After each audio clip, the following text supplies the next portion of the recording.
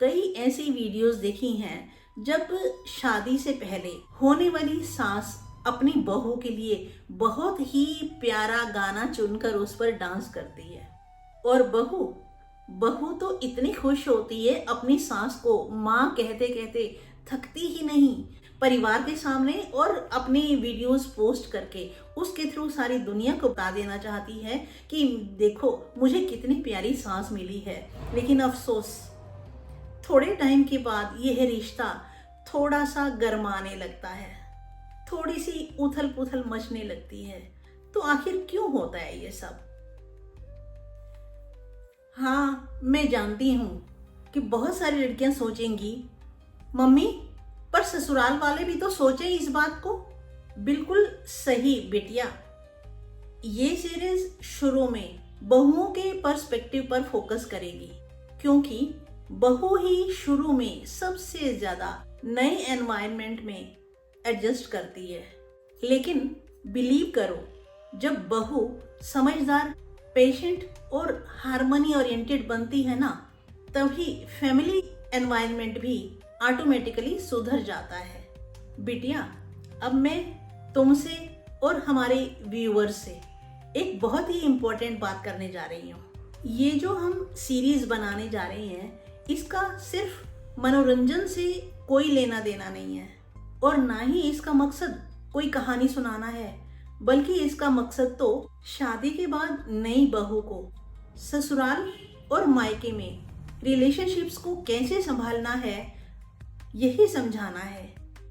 आजकल की लड़कियां पढ़ी लिखी हैं, समझदार हैं, रिजल्ट ओरिएंटेड हैं, स्ट्रोंग हैं, लेकिन अक्सर ससुराल और एक्सटेंडेड फैमिली की डायनेमिक्स की सीख बहुत कम मिलती है उन्हें, जिससे छोटी छोटी मिसअंडरस्टैंडिंग्स, ईगो क्लैशेस, जेलसी और अननेसेसरी फाइट्स बहुत जल्दी बढ़ जाते हैं। बस इसी गैप को भरने के लिए हमने ये सीरीज शुरू की है।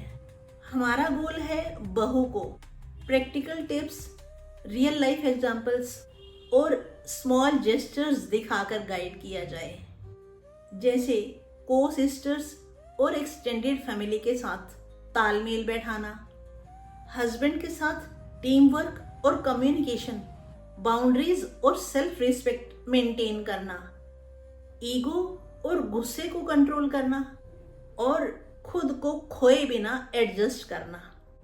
इन सब टॉपिक्स के थ्रू लड़कियों को खुद में कॉन्फिडेंस और समझदारी डेवलप करने में हेल्प मिलेगी। और ये सीख सिर्फ बहू तक सीमित नहीं होगी। जब बहू अपनी पेशेंस और समझदारी से रिएक्ट करती है ना, तो ससुराल वाले भी चाहे कितने भी बुरे हों, बेटर रिएक्ट करना सीख जाते हैं। यानी ये चेन रिएक्शन बनाता है। फर्स्ट स्टेप बहू की तरफ से, और फिर पूरा का पूरा ससुराल परिवार वैसा ही बन जाता है, सारा पॉजिटिव एनवायरनमेंट। हाँ बेटी, अब तुम ये कहोगी ना कि ये शुरुआत बहू ही क्यों करे, ससुराल वाले क्यों ना करें। बिटिया, एक बात समझ लो कि तुम आज के ज़माने की नई बहू, मॉडर्न, फुल कॉन्फिडेंस के साथ जितनी पढ़ी लिखी और समझदार हो, ससुराल वाले उतने पढ़े लिखे या उतने समझदार या मॉडर्न एनवायरनमेंट में पले बढ़े थोड़ी हैं। तो इसीलिए फर्स्ट स्टेप लेने में कभी पीछे मत हटना। तो बिटिया, यही हमारी सीरीज का मकसद है। हम प्रैक्टिकल, रिलेटेबल और रियल लाइफ इंस्पायर्ड एपिसोड्स लाएंगे, जो हर वुड बी ब्राइड और नए घर वालों के लिए हेल्पफुल होंगे। इन एपिसोड्स के थ्रू तुम सीखोगी, तुम समझोगी और अपने ससुराल में लव और रिस्पेक्ट बनाए रखने के लिए रेडी हो जाओगी। मैंने कई ऐसी वीडियोस देखी हैं जब शादी से पहले, मतलब जब सगाई होती है, उस फंक्शन में होने वाली सास अपनी बहू के लिए बहुत ही प्यारा गाना चुनकर उस पर डांस करती है। और बहू तो इतनी खुश होती है, अपनी सास को माँ कहते कहते थकती ही नहीं। और उसके लिए पूरी दुनिया के लिए परिवार के सामने और अपनी वीडियोस पोस्ट करके उसके थ्रू सारी दुनिया को बता देना चाहती है कि देखो मुझे कितनी प्यारी सांस मिली है। लेकिन अफसोस थोड़े टाइम के बाद यह रिश्ता थोड़ा सा गरमाने लगता है, थोड़ी सी उथल पुथल मचने लगती है। तो आखिर क्यों होता है ये सब? बस यही सोच के ही हमने डिसाइड किया है कि हम कुछ ऐसा लेके आएंगे जिससे टू बी ब्राइड और to be mother in law दोनों के लिए कुछ ना कुछ बेनिफिशियल बात जरूर मिलेगी।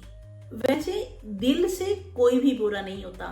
जब भी किसी से बात करो तो अक्सर ये कह दिया जाता है, लोग कहते हैं कि हमारी कोई ऐसी इंटेंशन नहीं थी, सामने वाले ने बोला इसलिए मैंने ऐसा किया। अरे थोड़ा सा ये देखना है कि हम जो रिएक्शन देते हैं उस रिएक्शन को कंट्रोल कैसे करना है। अगर सामने वाले ने कुछ कहा है तो उसका भी कोई इलाज निकाला जा सकता है, लेकिन कूल रहकर। तो आप बने रहिए हमारे साथ, चैनल को सब्सक्राइब कर दीजिए और वीडियो अच्छी लगी हो तो आप अपनों के साथ शेयर भी कर देना। मिलते हैं अगली वीडियो में, तब तक आप अपना और अपनों का बहुत बहुत ख्याल रखना। Okay, thank you, bye bye. क्या आपके पास ऐसा कोई सुझाव या ऐसी कोई कहानी या ऐसा कोई टिप है तो मेरे साथ शेयर जरूर करना।